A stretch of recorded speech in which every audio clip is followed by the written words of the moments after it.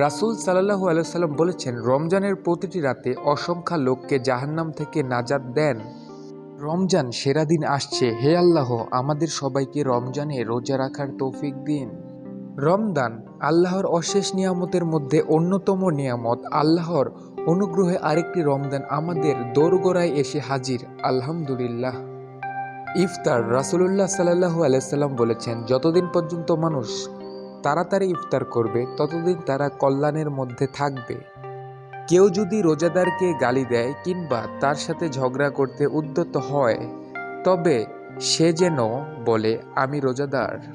রমজান তো মুমিনেরই মাস। গুনাহের নিখাদ অনুশোচনা, আল্লাহর কাছে পূর্ণ প্রত্যাবর্তন, অনুগত্যের দৃঢ় অঙ্গীকারে সজ্জিত রমজান যেন নুরুল আল নূর। রোজা বান্দার জন্য শাফাআত করবে। রোজাদার ব্যক্তির মুখের দুর্গন্ধ আল্লাহ তাআলার কাছে মিসকের সুগন্ধির চেয়ে অধিক সুগন্ধময়।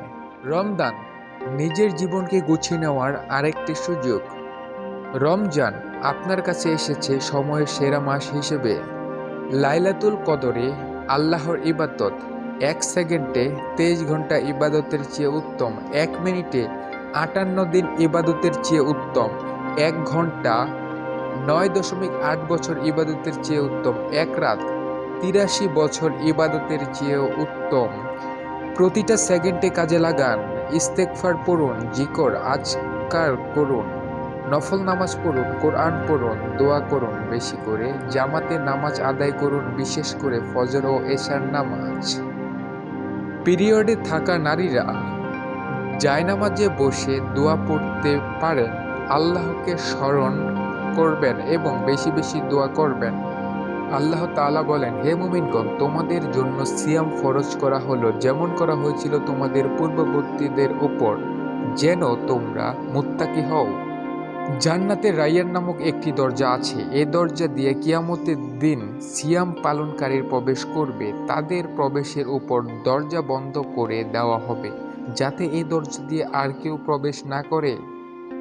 রাসূলুল্লাহ সাল্লাল্লাহু আলাইহি ওয়াসাল্লাম বলেন, রোজার পুরস্কার আল্লাহর নিজ হাতে দিবেন। রমজান মাস সকল মাসের সেরা।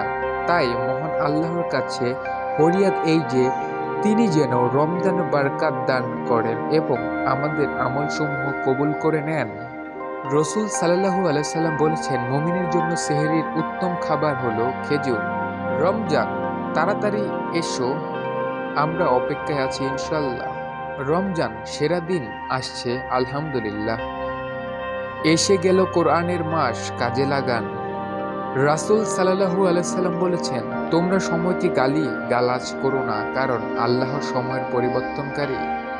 এমন কত গুনাহগার আত্মা কবরের আযাব সইতে না পেরে হতাশ করছে, হায় যদি মৃত্যুর খানিক আগেও তওবা করার সুযোগ পেতাম।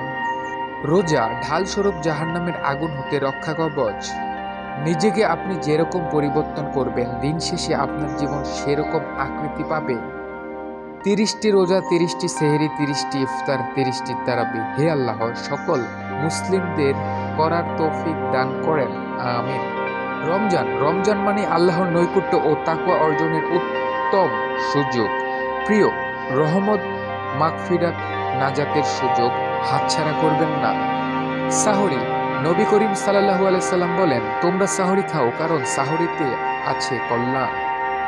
সাল্লাল্লাহু আলাইহি সাল্লাম বলেন, সিয়াম আমার উদ্দেশ্যে, সুতরাং আমি বিশেষভাবে এর পুরস্কার দান করব। রাসূলুল্লাহ সাল্লাল্লাহু আলাইহি সাল্লাম বলেছেন, যে ব্যক্তি সিয়াম পালন করবে সে যেন খেজুর দিয়ে ইফতার করে, খেজুর না পেলে পানি দিয়ে ইফতার করবে, কেননা পানি হলো অধিক পবিত্র।